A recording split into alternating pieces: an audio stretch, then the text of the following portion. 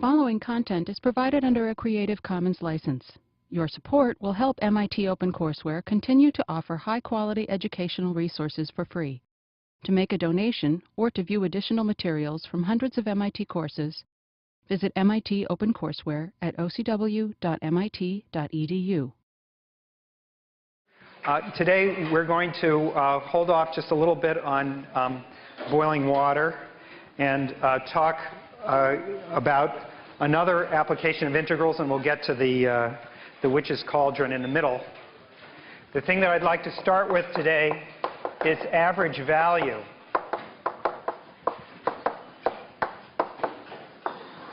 This is something that I mentioned a little bit earlier, and there was a misprint on the board, so I want to make sure that we have the definition straight and also the reasoning straight. This is one of the most important applications of integrals, one of the most important examples. If you take the average of a bunch of numbers, that looks like this, and we can view this as sampling a function as we would with a Riemann sum. And what I said last week was that this tends to this expression here, which is called the continuous average. So this guy is the continuous average.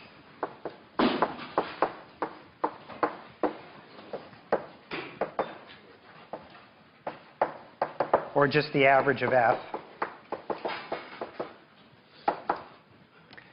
And I want to explain that just to make sure that we're all on the same page. In general, if you have a function and you want to interpret the integral, our first interpretation was that it's something like the area under the curve. But average value is another reasonable interpretation. Namely, if you take equally spaced points here, starting with x0, x1, x2, all the way up to xn, which is the left point B. And then we have values y1, which is f of x1, y2, which is f of x2, all the way up to yn, which is f of xn. And again, the spacing here that we're talking about is b minus a over n. All right, so remember that spacing. That's going to be the connection that we'll draw. Then the Riemann sum is y1 through yn, the sum of y1 through yn, multiplied by delta x. And that's what tends, as delta x goes to 0, to the integral.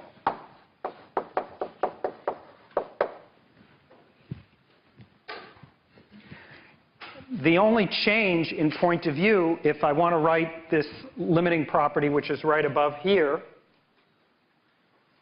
the only change between here and here is that I want to divide by the length of the interval, b minus a. So I will divide by b minus a here and divide by b minus a over here. And then just check what this thing actually is. Delta x divided by b minus a, what is that factor? Well, if we look over here to what delta x is, it's, if you divide by b minus a, it's 1 over n. So the factor delta x divided by b minus a is 1 over n. That's what I put over here, the sum of y1 through yn divided by n. And as this tends to 0, it's the same as n going to infinity. Those are the same things. So the average value and the integral are very closely related. There's only this difference that we're dividing by the length of the interval. I want to give an example, which is an incredibly simple-minded one, but it will come into play later on. So let's take the example of a constant. And this is, I hope, will make you slightly less confused about what I just wrote.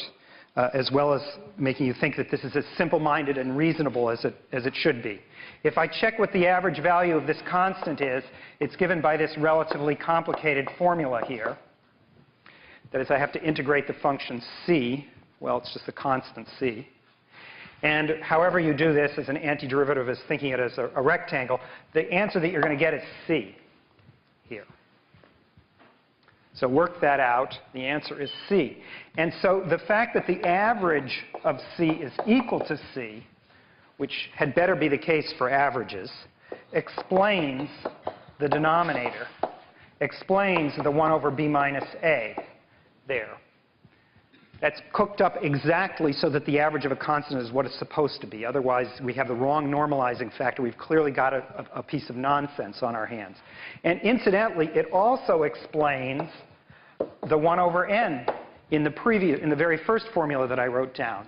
The reason why this is called the average, or one reason why it's the right thing, is that if you took the same constant c for y all the way across there n times, if you divide it by n, you get back c. That's what we mean by average value, and that's why the n is there. All right, so that was an easy example. Now, none of the examples that we are going to give are going to be all that complicated, but they will get sort of steadily more sophisticated. The second example is going to be the average height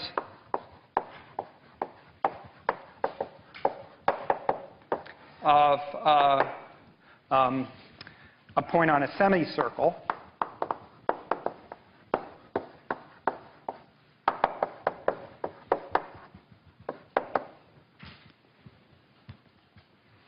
And maybe I'll draw a picture of the semicircle first here, and we'll just make it the standard circle, the unit circle. So maybe I should have called it a unit semicircle. This is the point -1, this is the point 1, and we're picking a point over here, and we're going to take the typical or the average height here, integrating with respect to dx, so sort of continuously with respect to dx. Well, what is that? Well, according to the rule, it's 1 over b minus a times the, sorry, it's up here in the box, 1 over b minus a, the integral from a to b f of x dx. That's 1 over plus 1 minus minus 1, the integral from -1 to 1, square root of 1 minus x squared dx. All right, because the height is y is equal to, right, this is y is equal to the square root of 1 minus x squared. And to evaluate this is not as difficult as it seems. This is a half times this quantity here, which we can interpret as an area. It's the area of the semicircle. All right, so this is the area of the semicircle, which we know to be half the area of the circle, so it's pi over 2. And so the answer here, the average height, is pi over 4.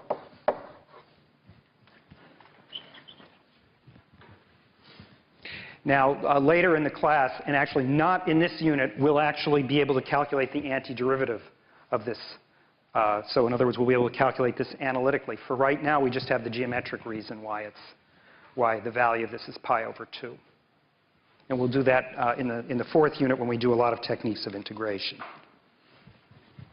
All right, so here's an example. Turns out the average height of this is pi over 4. Now, the next example that I want to give it introduces a little bit of confusion. And I'm not going to resolve this confusion completely, but I'm going to try to get you used to it. I'm going to take the average height again, but now with respect to arc length, which is usually denoted theta. Now, this brings up an extremely important feature of averages, which is that you have to specify the variable with respect to which the average is taking place. And the answer will be different depending on the variable. So it's not going to be the same. Well, I can't spell the word length here, just like the plural of witches last time. Well, we'll work on that. We'll fix all of our... That's an ancient Gaelic word, I think. Length or something. Okay. All right. So now let me show you that it's not quite the same here. It's especially exaggerated if maybe I shift this little interval dx over to the right-hand end. Then you can see that the little portion that corresponds to it, which is the d theta piece, has a different length from the dx piece. And indeed, as you come down here, these very short portions of dx length have much longer portions of theta length. So that the average that we're taking when we do it with respect to theta is going to emphasize the low values more. They're going to be more exaggerated. And the average should be lower than the average that we got here. So we should expect a different number, and it's not going to be pi over 4. It's going to be something else. And whatever it is, it should be smaller than pi over 4. Now let's set up the integral. The integral follows the same rule. It's just 1 over the length of the interval times the integral over the interval of the function. It's the integral, but now where does theta range? This time theta goes from 0 to pi. So the integral is from 0 to pi, and the thing we divide by is pi. And the integration requires us to know the formula for the height, which is sine theta. In terms of theta, of course. It's the same as square root of 1 minus x squared, but it's expressed in terms of theta. So it's this.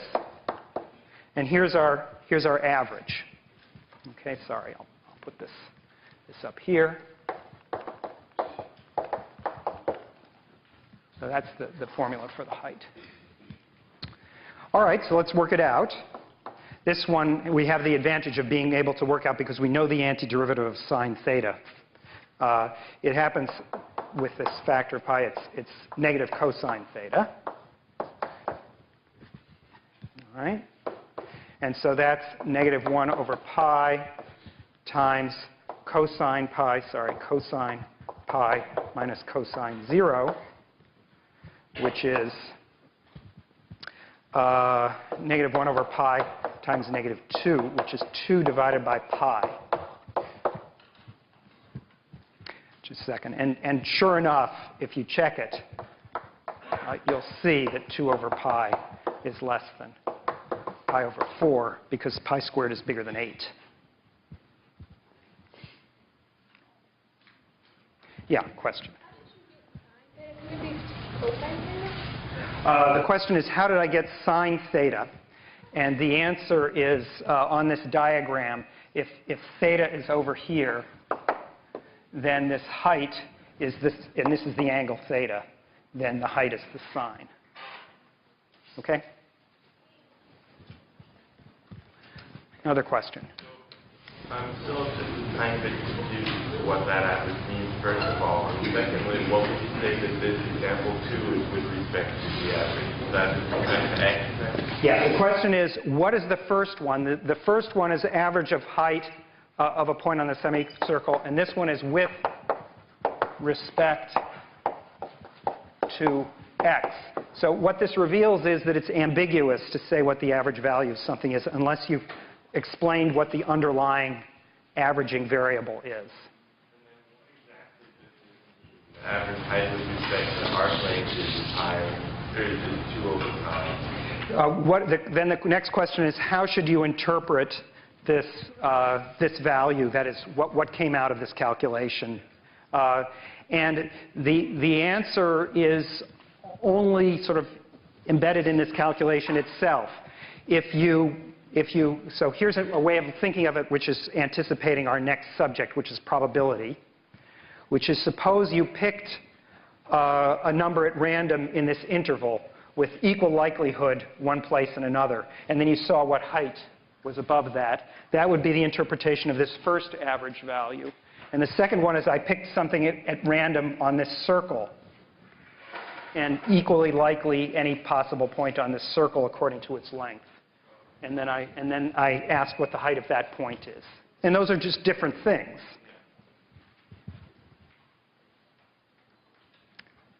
Another question. Cosine of pi, shouldn't it be 0? No, cosine of,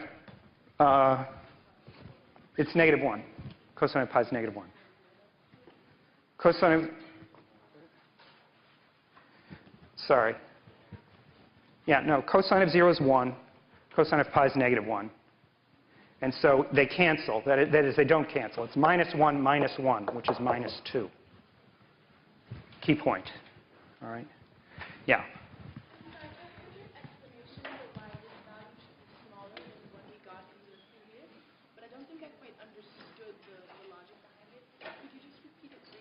All right, let me repeat. So the question was to repeat the reasoning by which I guessed in advance that probably this was going to be the relationship between the average value with respect to arc length versus the average value with respect to this horizontal distance.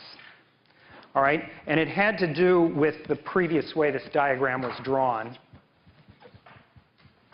which is comparing an interval in dx with an interval in theta, a little section in theta.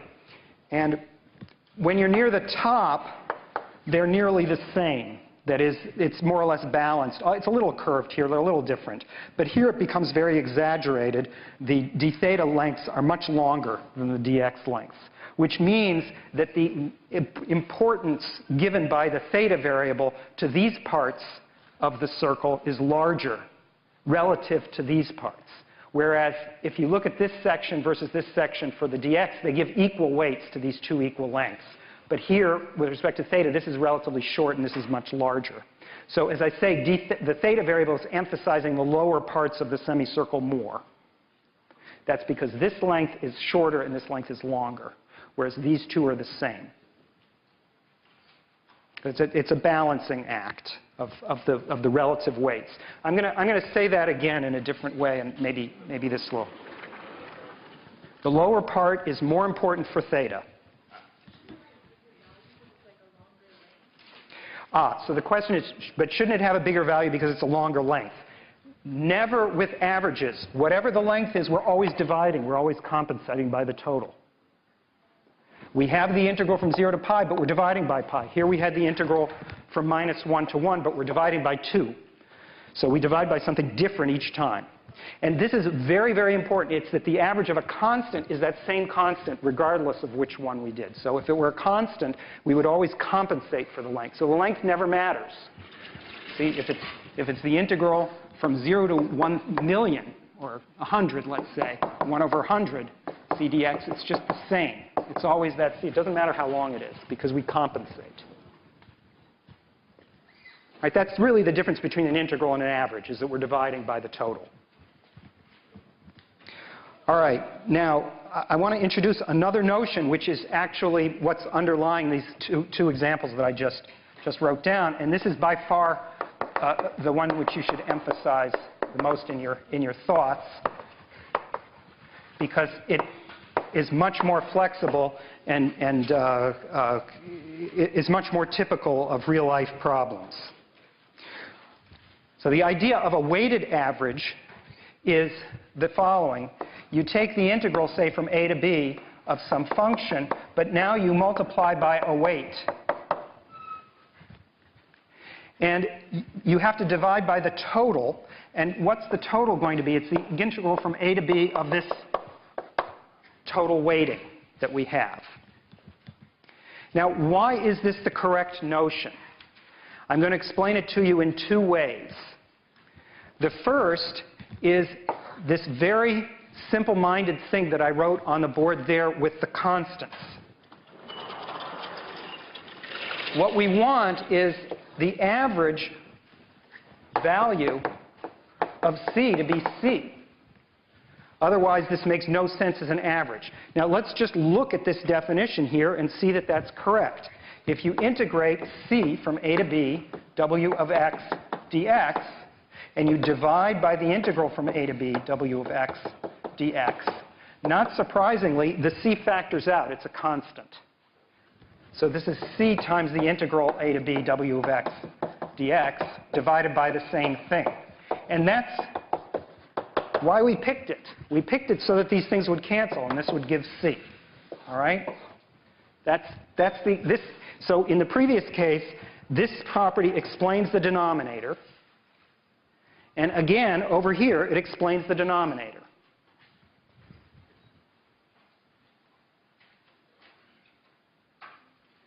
Now, let me just give you one more explanation, which is maybe a real-life, pretend real-life example. You have a stock which you bought for $10 1 year, and then 6 months later, you bought some more for $20, and then you bought some more for $30. All right? Now, what's the average price of your stock? Well, it depends on how many shares you bought. If you bought this many shares the first time, and this many shares the second time, and this many shares the third time, this is the total amount that you spent. And the total price, the average price, is the total price divided by the total number of shares. And this is the discrete analog of this continuous averaging process here. The function f now, so I use w for weight. The function f now is the function whose values are 10, 20, and 30. And the weightings are the relative importance of the different purchases. All right, so again, these wi's are weights.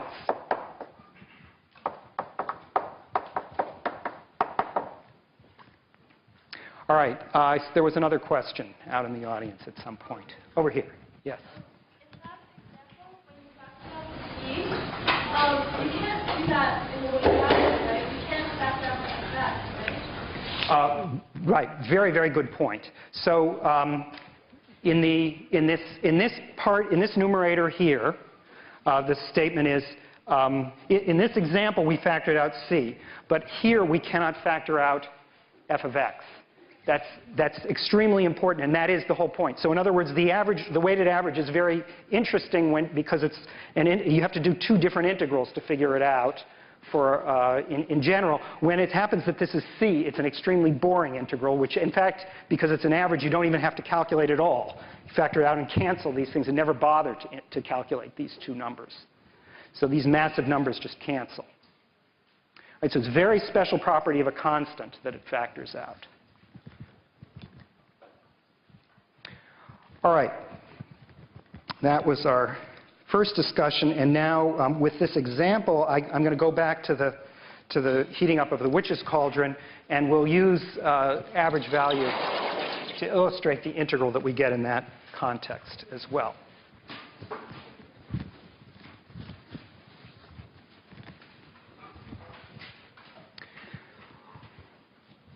I remind you, let's see, the situation with the witch's cauldron was this.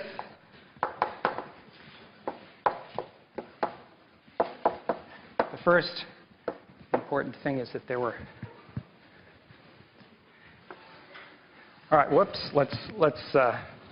so this is the big cauldron here. This is the one whose height is 1 meter and whose width is 2 meters. And it's a parabola of revolution here, and it had about approximately 1,600 liters in it. And this curve was y equals x squared.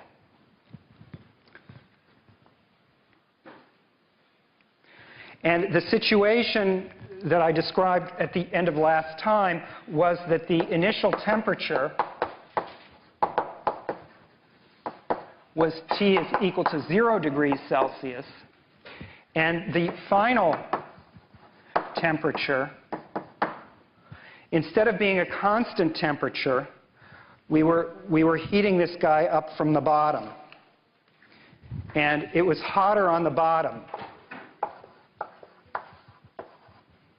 than on the top, And the final temperature was given by the formula T is equal to 100 minus 30 times the height y.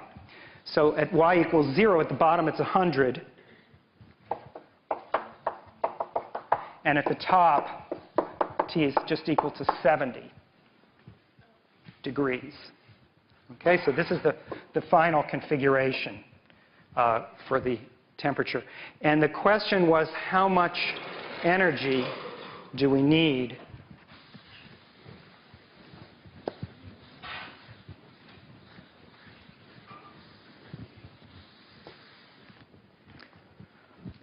So the first observation here, and this is the reason for giving this example, is that it's important to realize that you want to use the method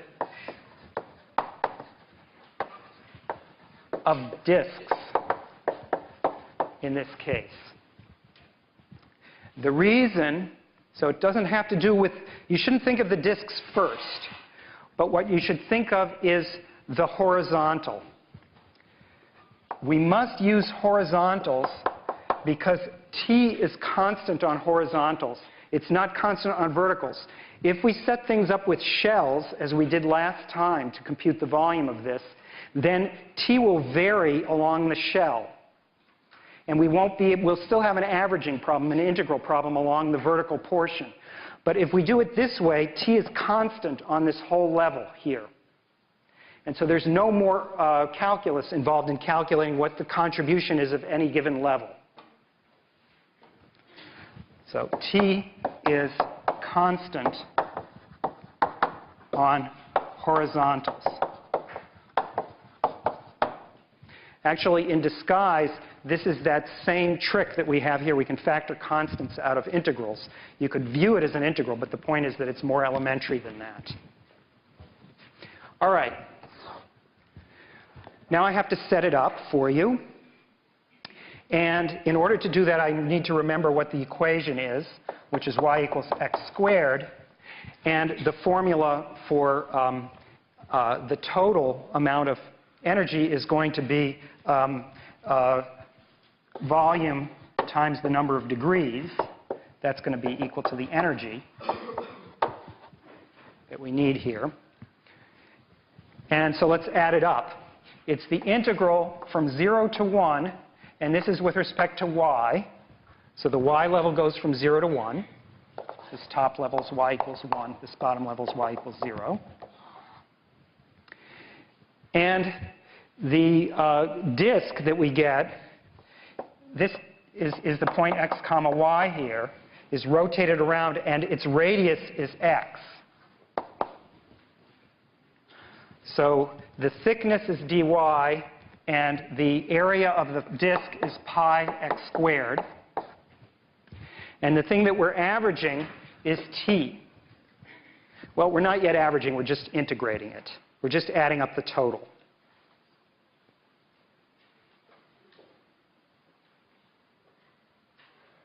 Now I'm just going to plug in the various values for this.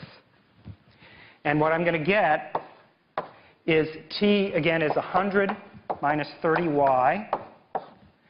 And this radius is measured up to this very end, so x squared is y. So this is pi y dy. And this is the integral that we'll be able to evaluate. Yeah, question. All right.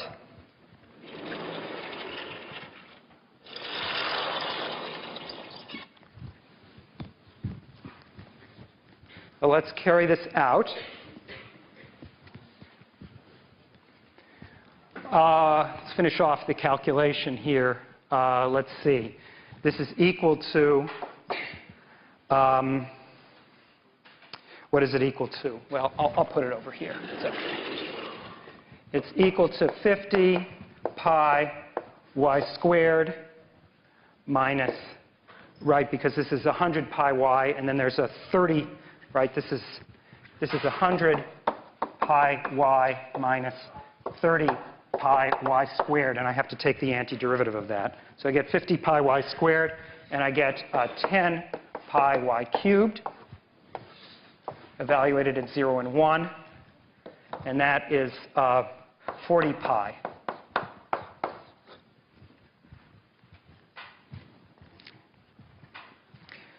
Now, I spent a tremendous amount of time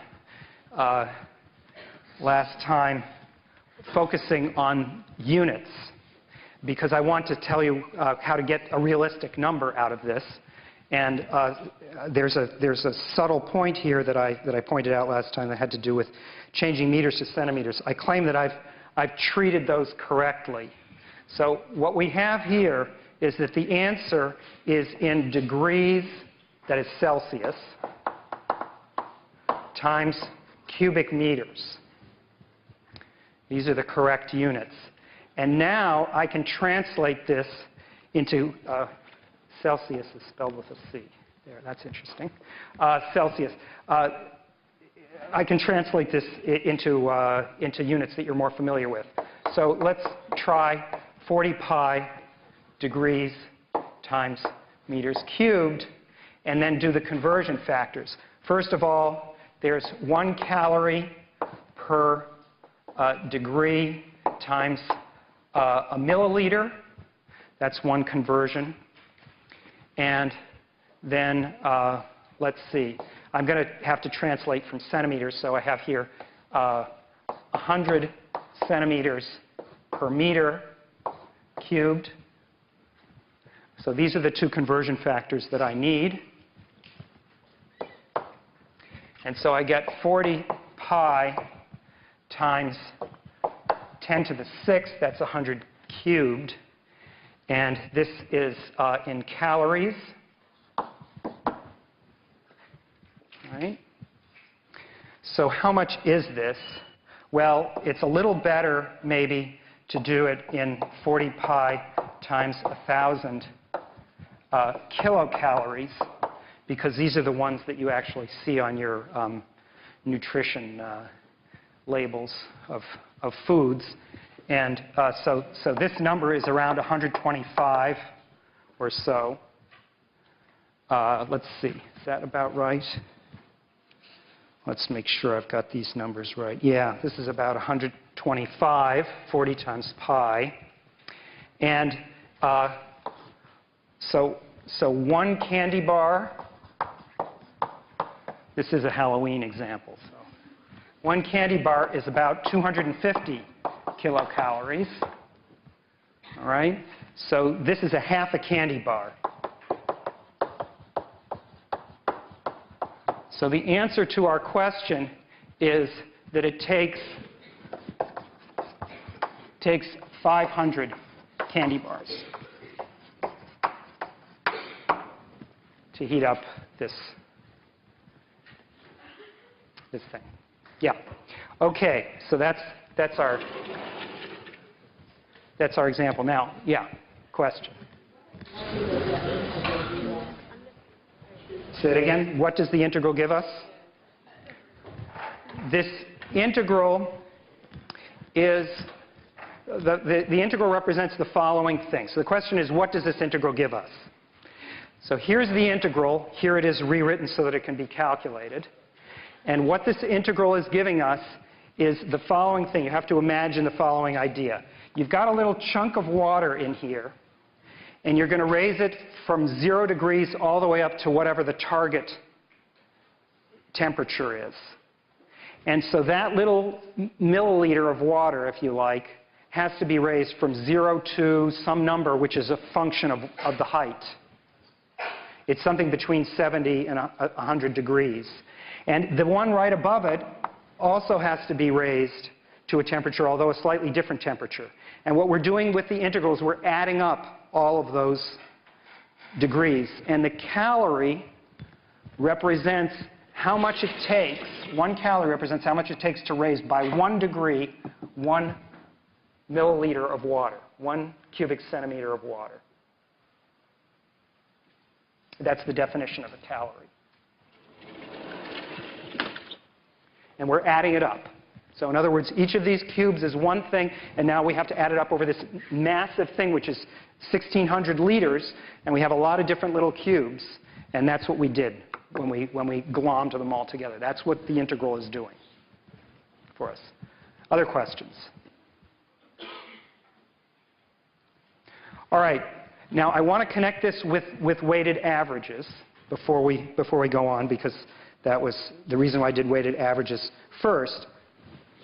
I'm going to compute also the average final temperature.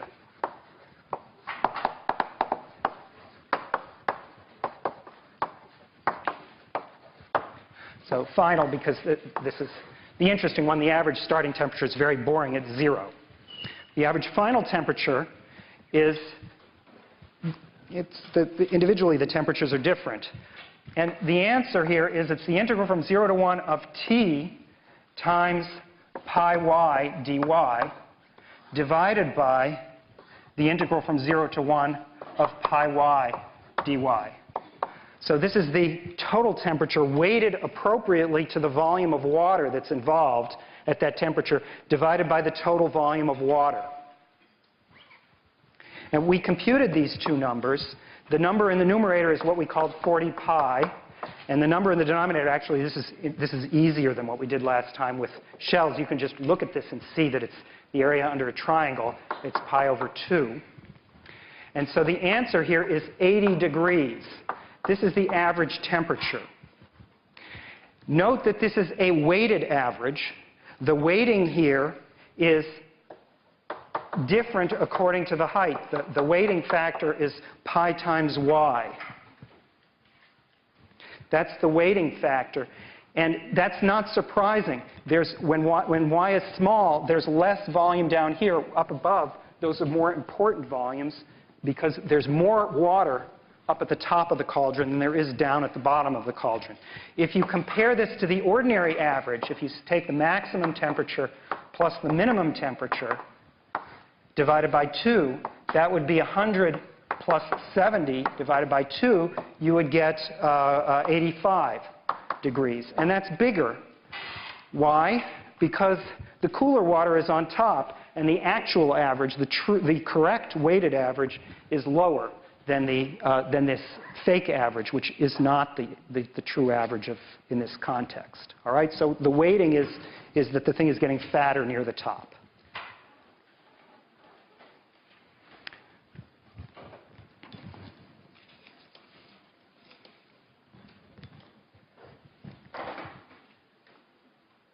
All right, so now I'm going to do another example of weighted average.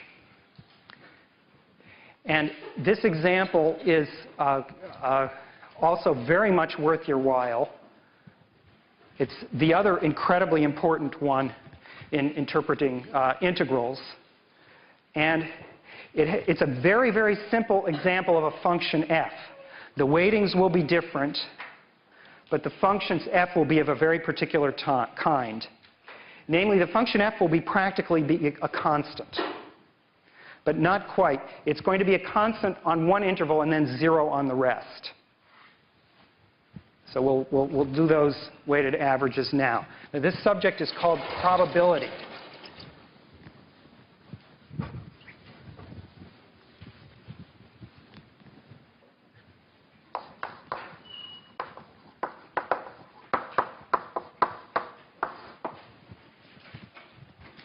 In probability, what we do, I'm just going to give some examples here. I'm going to pick a point in quotation marks at random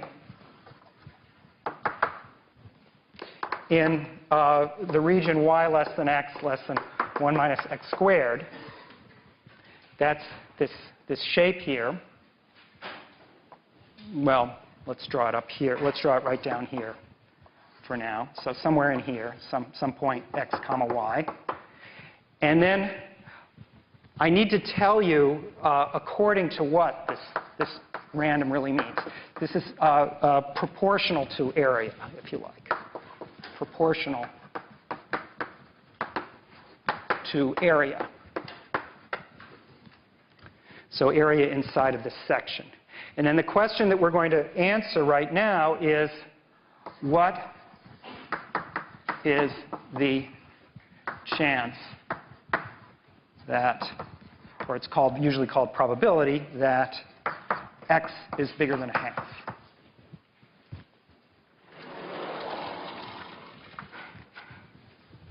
Now let me show you that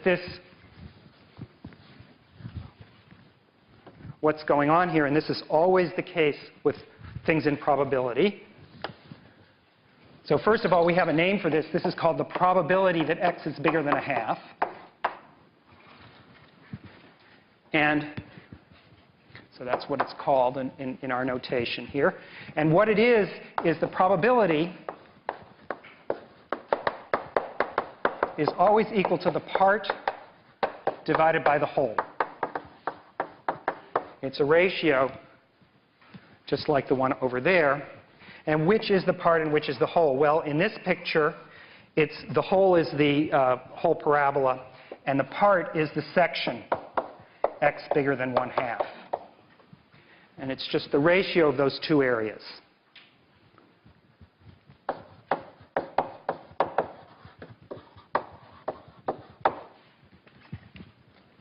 Let's write that down. That's the integral from 1/2 to 1 of 1 minus x squared dx divided by the integral from -1 to 1, 1 minus x squared dx. And again, the weighting factor here is 1 minus x squared. And to be a little bit more specific here, the starting point A is -1, and the end point is +1. All right, so this is the probability that x is less than a half.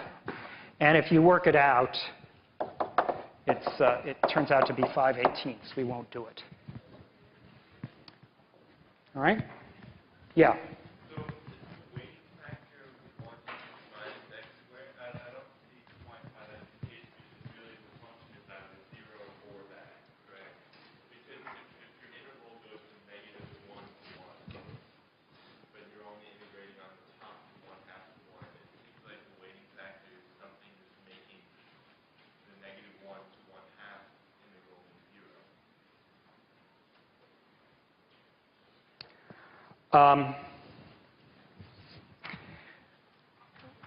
What we're trying to do with probability, I can't repeat your question, but I can try to say, because it was a little bit too complicated, but it was not correct, okay?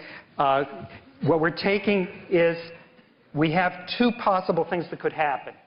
Either, let's put it this way, let's make it a gamble.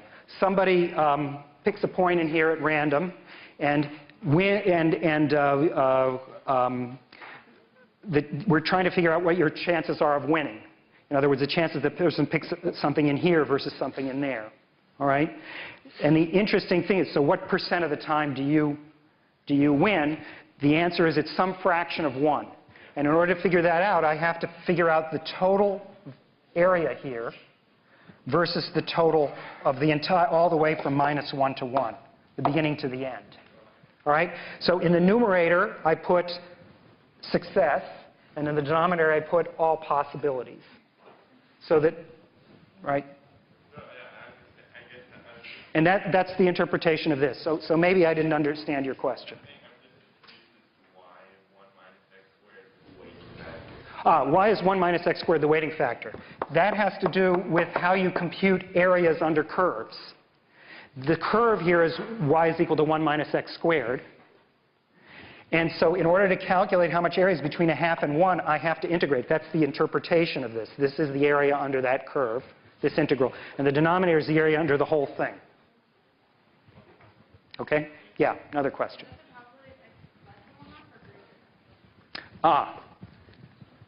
Yikes.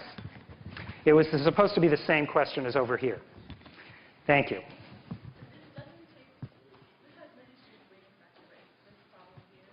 This has something to do with weighting factors. Here's the weight factor.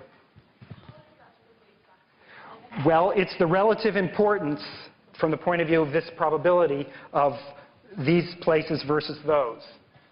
This is a weighting factor because it's telling me that in some sense, this number 5/18, yeah, actually, that makes me think that this number is probably wrong. Well, I'll let you calculate it out. It looks like it should be less than a quarter here because this is a quarter of the total distance, and there's a little less in here than there is in the middle. So in fact, it probably should be less than a quarter, the answer.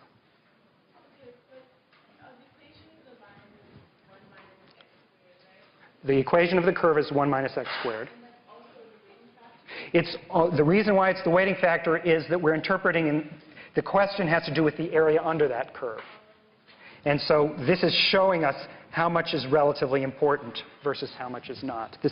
These parts are relatively important, these parts are less important according to area, because we said that area is the way we're making the choice.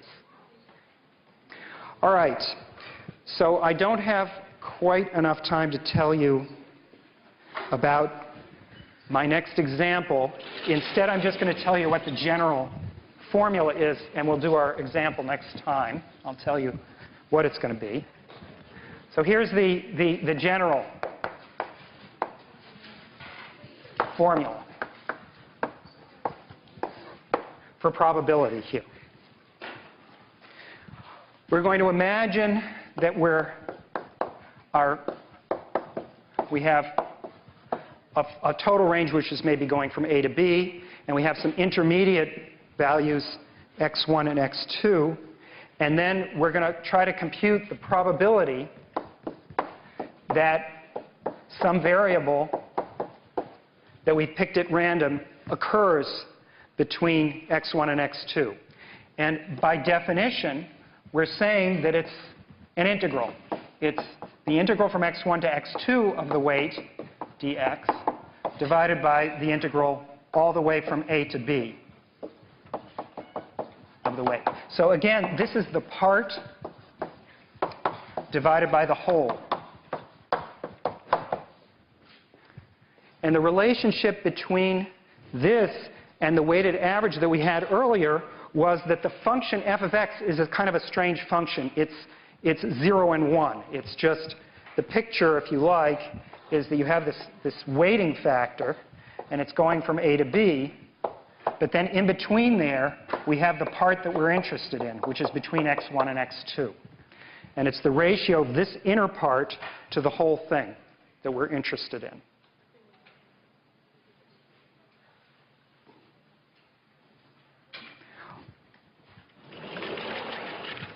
All right, tomorrow I'm going to try to do a realistic example, and I'm going to tell you what it is, but we'll take it up tomorrow.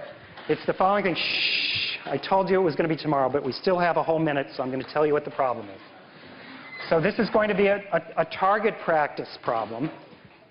All right, you have a target here, and you're throwing darts at this target. And so you're throwing darts at this target, and somebody is standing next to the dartboard. Your little brother is standing next to the dartboard here. And the question is how likely you are to hit your little brother. So this will, let's see, you'll see whether you like that or not. Actually, I was the little brother, so I don't know which way you want to go. We'll go either way. We'll find out